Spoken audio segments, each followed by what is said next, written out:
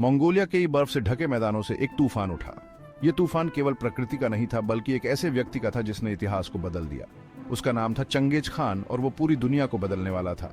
एक साधारण घुमंतु से वह एक महान योद्धा और नेता बन गया। अपने मंगोल योद्धाओं का नेतृत्व करते हुए उसने एक ऐसा साम्राज्य खड़ा किया जो पहले कभी नहीं देखा गया था।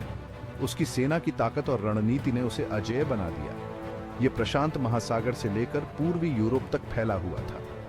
यह साम्राज्य इतना विशाल था कि इसकी सीमाओं को पार करना असंभव सा लगता था। चंगेज खान अपने तेज दिमाग और बेरहम रणनीति के लिए जाने जाते थे। उसकी योजनाएं इतनी सटीक होती थीं कि दुश्मन को संभलने का मौका ही नहीं मिलता था। उसके नाम की फुसफुसाहट से ही उसके दुश्मन कांपते थे। उसकी क्रूरता और ताकत की कहानियां दूर दूर तक फैली हुई थी। वे जानते थे कि खान की सेनाओं का सामना करना विनाश के तूफान का सामना करने जैसा था। उसकी सेना की गति और ताकत ने उसे एक अद्वितीय योद्धा बना दिया। आज भी चंगेज खान की विरासत मंगोलिया में जीवित है। उसकी कहानियां और उपलब्धियां आज भी लोगों को प्रेरित करती हैं। खान की चालाकी के किस्से बहुत मशहूर हैं। एक कहानी में 1000 बिल्लियों का जिक्र है। प्यारे म्याऊं म्याऊं करने वाले सिपाही, जरा सोचो अगर तुम उस जगह होते। 1000 बड़ी बड़ी आंखों वाली बिल्लियां दुश्मन के शहर पर टूट पड़ती हैं। ये किसी कहानी जैसा लगता है ना? लेकिन क्या ये कहानी सच हो सकती है? हालांकि बिल्लियों वाली कहानी शायद एक कल्पना होगी, लेकिन यह चंगेज खान की सफलता के एक खास पहलू पर प्रकाश डालती है, मनोवैज्ञानिक युद्ध। मंगोल समझते थे कि असली जीत का मतलब दुश्मन के हौसले को तोड़ना होता है। उनके लिए युद्ध केवल शारीरिक संघर्ष नहीं था, बल्कि मानसिक और भावनात्मक लड़ाई भी थी। वे डर और अनिश्चितता का इस्तेमाल हथियारों की तरह करते थे। उनके घोड़े और हथियार जितने महत्वपूर्ण थे, उतना ही महत्वपूर्ण था उनका मनोवैज्ञानिक प्रभाव। कल्पना करो कि तुम एक अजीब और खतरनाक सेना के बारे में अफवाहें सुन रहे हो। एक ऐसी सेना जो हवा की तरह आती है और तूफान की तरह चली जाती है। तुम उनकी बेरहमी, उनकी अजीबोगरीब रणनीति के बारे में सुनते हो। उनकी रणनीतियां इतनी अनोखी और अप्रत्याशित थीं कि दुश्मन अक्सर पहले ही हार मान लेते थे। डर किसी भी तलवार से तेजी से किसी भी सेना को कमजोर कर सकता है। ये डर ही था जो मंगोलों को इतनी बड़ी जीत दिलाता था। हालांकि 1000 युद्ध करने वाली बिल्लियों की छवि शायद बस एक छवि ही है, लेकिन यह उस डर की ताकत को दर्शाती है जिसे चंगेज खान ने पैदा किया था। चंगेज खान ने अपने दुश्मनों के दिलों में ऐसा खौफ पैदा किया कि वे लड़ाई से पहले ही हार मान लेते थे। उनकी उपस्थिति ही काफी थी दुश्मनों को हिला देने के लिए। उनके नेतृत्व में मंगोल सेना ने न केवल युद्ध जीते, बल्कि मनोवैज्ञानिक युद्ध में भी महारत हासिल की।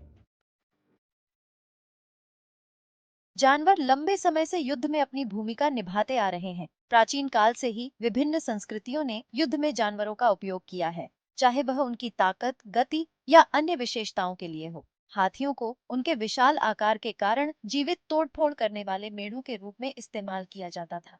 उनकी ताकत और शक्ति ने उन्हें दुश्मन की दीवारों और किलेबंदी को तोड़ने के लिए आदर्श बना दिया। घोड़े युद्ध के मैदान में गति और चालाकी प्रदान करते थे। वे सैनिकों को तेजी से स्थानांतरित करने और दुश्मन की पंक्तियों को तोड़ने में सक्षम बनाते थे। घुड़सवार सेना ने युद्ध की रणनीतियों में क्रांति ला दी।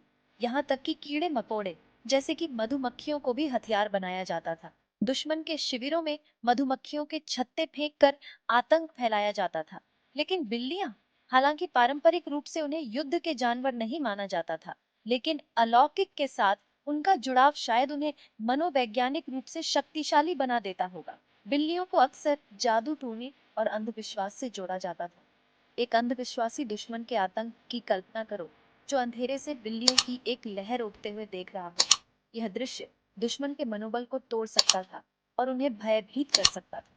इस प्रकार जानवरों ने युद्ध में न केवल शारीरिक बल्कि मानसिक रूप से भी महत्वपूर्ण भूमिका निभाई। भाग 5। आतंक की रणनीति सिर्फ बिल्लियां ही नहीं। चंगेज खान की असली प्रतिभा उनकी बहुआयामी रणनीतियों में निहित थी। उसने कुशल घुड़सवारों को नियुक्त किया जो दुश्मन पर तीरों की बारिश कर सकते थे। उसके इंजीनियरों ने प्रभावशाली घेराबंदी हथियार बनाए, लेकिन शायद उनका सबसे शक्तिशाली हथियार उनकी प्रतिष्ठा थी। मंगोल प्रचार के उस्ताद थे। उन्होंने यह सुनिश्चित किया कि उनकी जीत की कहानियां जो अक्सर बढ़ा चढ़ाकर बताई जाती थी, दूर दूर तक फैले। भाग 6 खून और आग से बनी एक विरासत। सैन्य कौशल, रणनीतिक प्रतिभा और मनोवैज्ञानिक युद्ध के संयोजन के माध्यम से चंगेज खान ने एक ऐसा साम्राज्य खड़ा किया जो महाद्वीपों तक फैला हुआ था। उनके तरीके अक्सर क्रूर थे, उनकी विजयें खूनी थीं, लेकिन इतिहास पर उनका प्रभाव निर्विवाद है। उन्होंने व्यापार मार्गों को खोला, सांस्कृतिक आदान प्रदान को बढ़ावा दिया और अपने समय से सदियों पहले वैश्वीकरण के युग की शुरुआत की। भाग 7 अतीत की गूंज। आधुनिक युद्ध में जानवर। हालांकि बड़े पैमाने पर पशु युद्ध के दिन अब लगभग पीछे छूट चुके हैं, फिर भी जानवर आधुनिक संघर्ष में भूमिका निभाते हैं। कुत्तों का उपयोग पहचान के लिए, घोड़ों का गश्त के लिए और डॉल्फिन का पानी के नीचे के अभियानों के लिए किया जाता है। हो सकता है कि तकनीक बदल गई हो, लेकिन युद्ध के समय में इंसानों और जानवरों के बीच का बंधन कायम है। भाग 8 क्या एक बिल्ली युद्ध जीत सकती है? युगों पुराना सवाल। चंगेज खान की 1000 बिल्लियों की कहानी, हालांकि काल्पनिक है, हमें युद्ध में दिमाग की शक्ति की याद दिलाती है। ये सवाल उठाती है, क्या एक जानवर, यहां तक कि एक हानि जानवर भी युद्ध जीतने के लिए इस्तेमाल किया जा सकता है?